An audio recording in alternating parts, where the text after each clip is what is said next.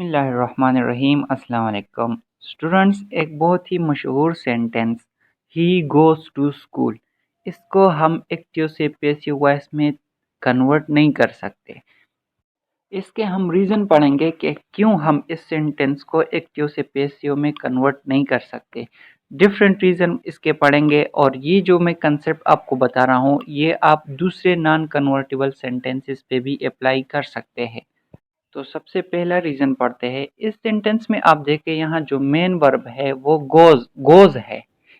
गो जो है ये एक इंट्रांजिटिव वर्ब है और मैंने पिछली वीडियोस में बताया था कि इंट्रांजिटिव वर्ब वो वर्ब होते हैं जिसके लिए ऑब्जेक्ट की ज़रूरत नहीं होती और जिन सेंटेंस में इंट्रांजिटिव वर्ब आ जाए वो एक्टिव से पैसिव में कन्वर्ट नहीं हो सकती।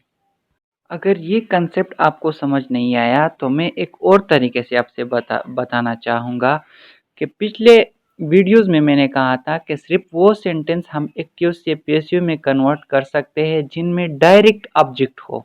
और मैंने ये भी बताया था कि डायरेक्ट ऑब्जेक्ट को फाइंड करने का तरीका ये है कि हम जो मेन वर्ब होता है उसको क्वेश्चन करेंगे और उनसे पूछेंगे। अगर वो हमें वर्ड का आंसर देता है तो हमारा रिजल्टेंट जो ऑब्जेक्ट होगा वो डायरेक्ट ऑब्जेक्ट होगा। लेकिन यहाँ हम गो से क्वेश्चन करते हैं व्हाट का, ही गोज व्हाट, ये हमें व्हाट का आंसर नहीं दे रहा, ये हमें he goes to school, he goes हमें आंसर दे रहा है वियर का, he goes where, he goes to school. तो यहाँ व्हाट का आंसर हमें नहीं मिल रहा तो यहाँ डायरेक्ट ऑब्जेक्ट नहीं है, ये सेंटेंस कन्वर्टेबल नहीं है। अब क्वेश्चन ये अराइज होता है, फॉर एग्जांपल हम इसको यूजुअली इस तरह पढ़ते हैं कि ही जो है सब्जेक्ट है, गोज जो है वर्ब है, स्कूल जो है ऑब्जेक्ट है। लेकिन जिस तरह मैंने ये पिछले वजाहत किया इस तरह नहीं है, ये सीन इस तरह नहीं है।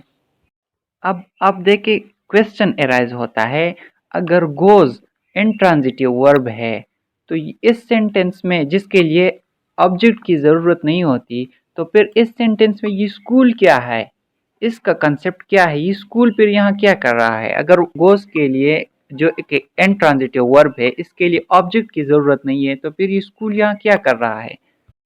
तो आंसर इसका ये है कि ये जो स्कूल है ये ऑब्जेक्ट गोस के लिए नहीं है। अब इसकी वजाहत ये है टू गो।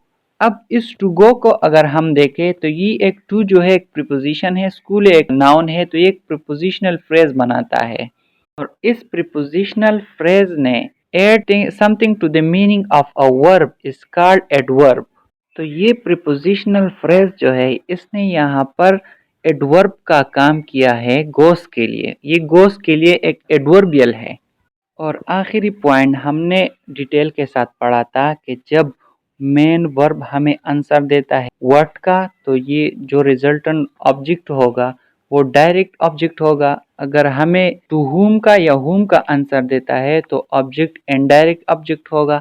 लेकिन अगर हमें वियर का, व्हेन का, वाई का आंसर देता है तो फिर हम उसे कहते हैं कम्प्लीमेंट। और इस सेंटेंस में हमें गोज जो है आंसर देता है वियर का, he goes where, he goes to school.